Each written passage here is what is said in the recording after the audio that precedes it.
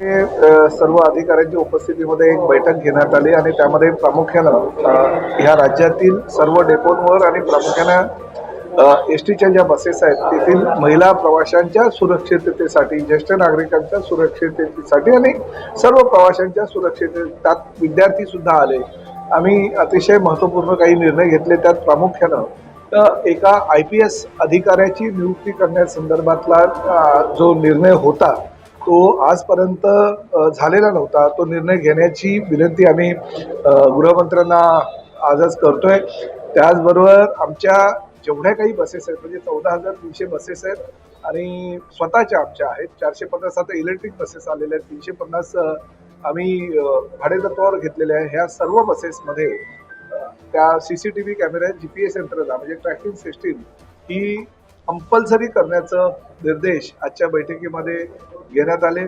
त्याचबरोबर बऱ्याच आमचे बस डेपो जे आहेत त्या बस डेपोमध्ये बसेस बंद पडलेल्या अवस्थेमध्ये आहेत आणि त्याचबरोबर काही 4 व्हीलर गाड्या सुद्धा RTOच्या माध्यमातून त्या ठिकाणी उभ्या करण्यात आलेल्या आहेत. त्याचा सुद्धा गैरफायदा काही समाजकंटक घेत असतात.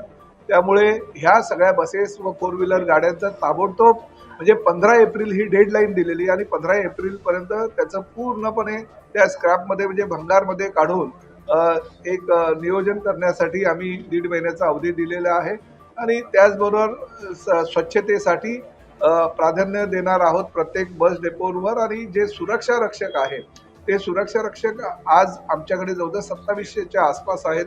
ते महाराष्ट्र बोर्डातील विविध ज्या सेवा आहेत त्या माध्यमातून आम्हाला मिळालेले आहेत. 3 एजन्सीच्या माध्यमातून ते 2700 सुरक्षा रक्षक आहेत. महिलांची संख्या त्यामध्ये फार कमी आहे. ती संख्या किमान 15 ते 20% असावी अशा प्रकारचा मतप्रवाहाच्या बैठकीमध्ये निघाला आणि तशा प्रकारची मागणी आम्ही सुरक्षा मंडळाला करणार आहोत.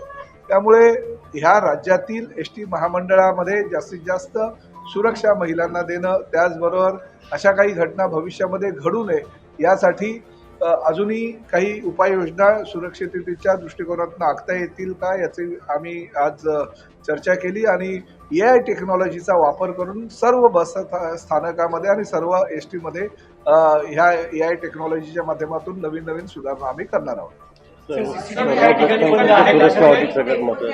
आणि प्रामुख्यानं सर्व बस स्थानक जी आमची आहेत 580 आणि 251 ह्या सर्व बस स्थानकाचं आम्ही सुरक्षिततेच्या दृष्टिकोनातून ऑडिट करण्याचे आदेश सुद्धा आज पारित केले. सर, काही ठिकाणी जे CCTV आहेत ते देखील बंद आहेत. 2017ला त्यावेळेस मुख्यमंत्री सांगितलं की पूर्ण बसेस ज्या आहेत त्या CCTV वरून नाही. बघा, ज्या ठिकाणी आता हे बसेस ST स्थानकाचं आणि सगळ्या डेपोंचं ऑडिट केल्यानंतर ज्या ठिकाणी ह्या त्रुटी आहेत त्या त्रुटी तर आमच्या निदर्शनास येतीलच.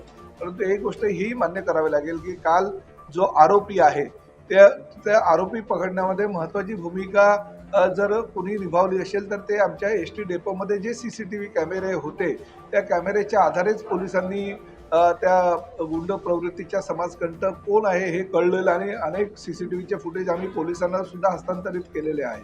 त्यामुळे स्वारगेट डेपोमधली CCTVची यंत्रणा चांगल्या प्रकारे कार्यान्वित होती हे सिद्ध झालं आहे. परंतु जर दुसऱ्या डेपोमध्ये अशा प्रकारची कुठली ही CCTV यंत्रणा कार्यान्वित नसेल तर निश्चितपणे त्यामध्ये सुधारणा केली जाईल. नाही, अचानक व्हिजिट मी बऱ्याच ठिकाणी केलेले आहेत आणि काल जे 23 सुरक्षा रक्षक होते ते 23 सुरक्षा रक्षकांना ताबडतोब बदलण्यात आलं. हा एक मुद्दा झाला. परंतु ही सुद्धा गोष्ट आम्ही आता आजच्या चर्चेमध्ये घेतली की ती बस त्या ठिकाणी उभी केल्यानंतर बरोबर तो जो गुंड प्रवृत्तीचा माणूस आहे गाडे नावाचा तो त्या महिलेला घेऊन त्या बसमध्ये बोलत चालला आहे असं काहीतरी CCTV फुटेजमध्ये दिसतंय आणि तो दरवाजा बसचा उघडतो. याचा अर्थ त्याला कल्पना होती की बसचा दरवाजा उघडा आहे. म्हणजे ही सुद्धा पोलीस तपासामध्ये बाब आमच्या निदर्शनाला येईलच भविष्यामध्ये.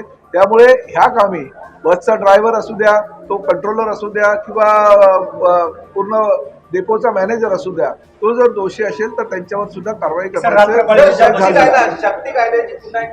शक्ती कायद्याची तुम्हाला कदाचित कल्पना नसेल की शक्ती कायदा हा पारित व्हावा ह्याच्यासाठी जे विधेयक पारित केलं ते प्रताप सरनाईकांनीच नागपूरच्या अधिवेशनामध्ये केलेलं आहे. मी स्वतः आमदार म्हणून त्यासाठी पाठपुरावा करतोय आणि भविष्यामध्ये सुद्धा शक्ती कायद्याचं लवकरात लवकर अंमलबजावणी केंद्र शासनाने करावी यासाठी परिवहन खात्याचा मंत्री म्हणून मी